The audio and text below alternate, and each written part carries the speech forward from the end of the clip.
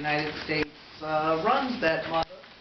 And to listen to them, when you talk about knowing what's going on in your own backyard, what's going on all across the world, I was amazed. So they're practicing food justice, and this is the stuff they were up against. And just tell me, did it sound familiar? Their people are called the Chamorro people. 30% of their land is used by the U.S. military.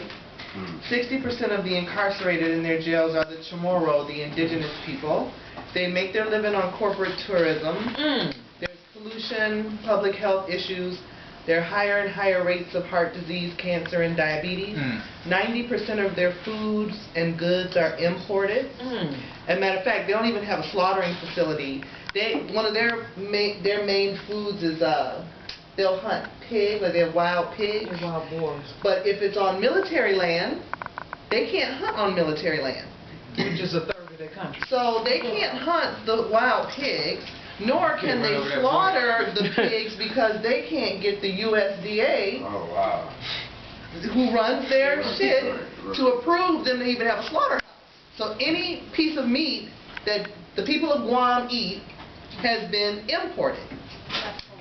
It's crazy. There are, every year something new is found in the ground, like mustard gas or bombs.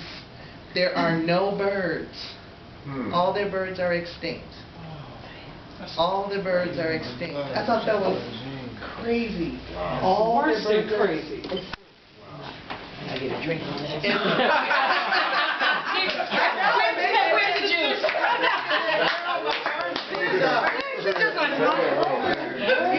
All their birds are extinct.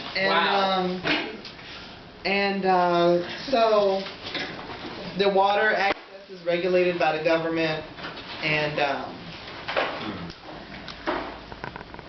a lot of the insect problems they're having now have been introduced from this imported food, like fruits and vegetables. Like they have certain strains of beetles that they can't figure out how to get rid of, that are eating all the breadfruit, because they came in with the other thing that they imported. So, but in the face of all this, these folks are doing food justice, much along the lines of our cook, eat, talk, and what we're doing. They're trying to preserve their culture. They're teaching cooking classes. They're growing their own food. They're creating herbal medicine gardens. A small group of people, a lot of the original indigenous Chamorro people have been urbanized. They don't want to hear about their history. They're like, hey, we're not that. We're not that. But it just made me feel like, I'm like, hey, how united. I mean, it could have been Detroit. Oh, and the reason why their health rates are going down is because fast food restaurants are coming. On the island, like, why are you putting fast food restaurants? They're just totally taking over these people, just making them sort of tools of the economy, And it's a small place, but it's a microcosm of what is happening everywhere, So it just made me feel real unity, if they still fighting out food justice and they're still struggling like that, then we have to keep going in our own backyards and, continue to unite with them. But it just blew me away the way the United States and the military-industrial complex and the corporate tourist industry just doesn't care. Just doesn't care. We are tools of their profit-making. That's all. That is all they see us as.